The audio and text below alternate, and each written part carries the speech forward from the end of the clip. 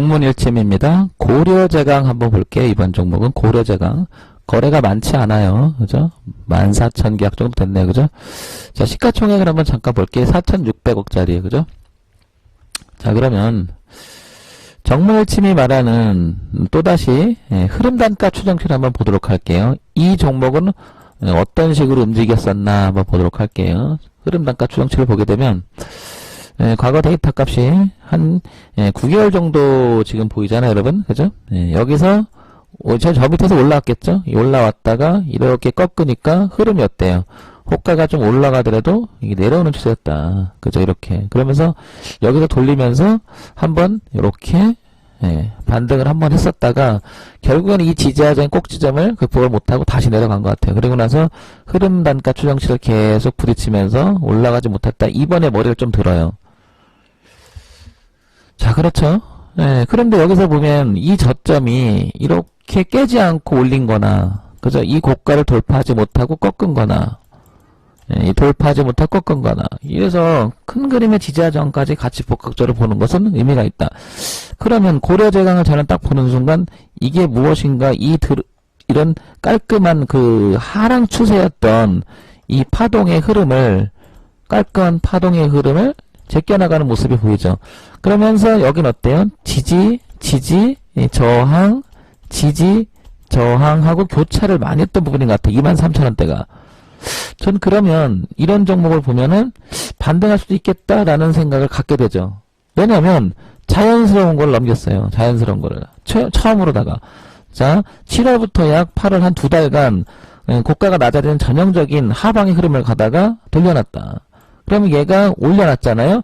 쉽게 빠지진 않을 거예요. 파동으로다가 이렇게 빠지면 빠져도. 그럼 단기 반등이라도 어느 정도 일어날 수 있는 게 저런 모습이다. 제가 좋아하는 모습이에요. 저런 모습이.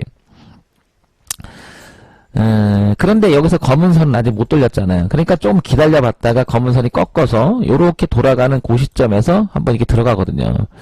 자, 그러면 중요한 게 또 있죠. 그럼 이 자리가 무슨 자리인지 보자는 얘기죠. 결론은 또. 자, 월봉 볼게요. 자, 월봉을 봤더니 그림 자체가 고려제강은 꺾이는 그림이에요. 그죠? 이렇게 봐도 꺾이는 그림이고, 그리고 더 저기한 거는 이 고가를 어떻게 됐어요? 지지였던 자리를 깨고 반등 저항을 맞고, 두드러기가 맞고 또 두들겨 맞고 넘어가지 못했다. 이렇게. 그래서 지금 여기 와 있는 거죠. 이게 이제 월봉이에요. 그러면 내려가는 그림에 가깝네 라는 생각이 들어요. 여기가 봐도 잘 파악이 안 돼. 그러면 다시 연봉을 한번 크게 한번 봐볼게요. 다시. 자, 고려제강이라는 회사가 어땠는지 전체 과거 90년대부터 한 30년 가까이 된 데이터 값을 한번 보게 되면 고려제강은 이 자리를 굉장히 오랫동안 저항값으로 작용하다가, 그러니까 한 35,000원에서 45,000원 사이를 계속해서 이 자리를 돌파하지 못하다가 몇 년 전 2005년쯤 되는 것 같아요. 2005년쯤에 한번 이게 뚫었다. 그러고 나서 지지를 못하고 거꾸로 되니까 어떻게 돼요? 헤드앤숄더 같은 그런 모양이 돼버렸죠.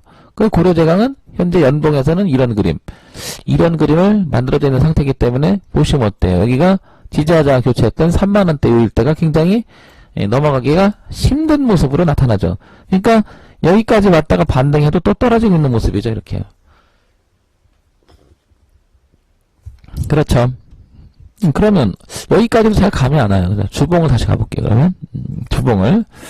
자, 주봉을 봤더니 이제 이렇게 당겨보면 여기서 거래가 한번 있었네요. 그죠? 이 부분이. 자, 그러면 그 자리가 어딘지를 봤더니 여기 꼭지죠? 꼭지죠. 그래서 밀려요. 못 올라가고. 그죠? 밀리니까 여기가 매물대로 작용하는 것 같습니다. 지금. 그죠? 계속 밀리는 형태가 됐죠. 그러면 얘가 이런 시도가 한번 있었다라는 게 눈에 보여요. 이렇게. 그죠? 이렇게. 고가가 낮아지는 모습이다가 통과하고 눌림을 주고 한 번 갔다가 다시 추세선을 만들어 놓고 시도를 하죠. 양봉까지 갔다 결국은 뚫지 못하고 여기는 지지를 못해요. 깨니까 반등하고 저항으로 빠졌는데 결국엔 올라오니까 대추세 맞고 다 했더라고요. 이거 제가 계속 얘기하는 거잖아요. 그러면 이 자리를 되게 의미있게 봐라 하는 게 이거잖아요. 그죠? 이게. 그렇죠, 여러분? 그런데 이 자리를 깨지 않아. 멈춰놨죠? 그러면 주봉에서 이런 모습을 봤더니 머리를 살짝 들고 있는 모습이에요. 그러니까 결론은 나쁜 모양은 아니라는 거예요. 들어올리는 저 자리가. 이 모양이, 그렇죠. 약간 머리를 드는 게. 그러면 이런 거는 밀리더라도 뭐 이렇게 한번 반등을 했다, 빠지더라도 이런 형태가 많잖아요. 그러면 이제 일봉을 보고 주체가 있는지를 한번 판단해 보자고요. 예. 일봉을 보면서. 자, 한번 볼게요. 일봉을 보면서. 자, 이 부분이었었어요. 외국인이 이 부분에서 채져갖고 주체가 등장해서, 예, 자기들이 한번 끌어올린 적이 있고요. 그런데 이때 쌍끌이었죠. 그죠? 예, 외인하고 기관이 같이 쌍끌이에서 강하게 한번 올렸다가, 예, 철저히 개인은 거꾸로 갔다가, 여기까지 계속 팔죠. 그죠? 여기서 잡았었죠. 개인은 그 전에 잡았다가 올려서 결국 이긴 건 또 없죠. 이거 딱 보면 그죠? 그냥 물려있던 거 뭐 빠져나오는 정도가 됐겠죠. 그죠? 그러면서 이제 이 자리를, 예, 외국인 애들은 그냥 흐지부지 하고 있는 주가가 그냥 내려갑니다. 계속 그죠? 예, 그러다가 최근에 딱 보니까 외국인이 주체로 등장했네요. 그죠?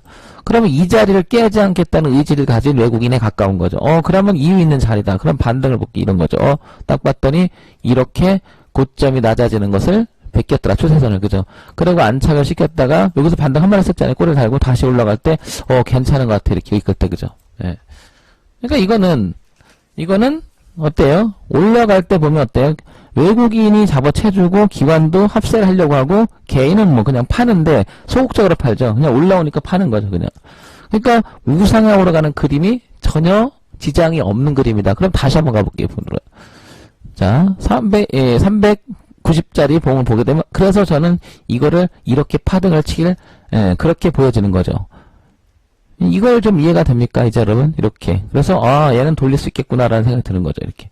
자, 여기가 의미가 있고, 주체가 누구다? 외인이다. 외인이고, 소폭, 기관 애들이 합세를 하는 그림이다. 이렇게, 그죠?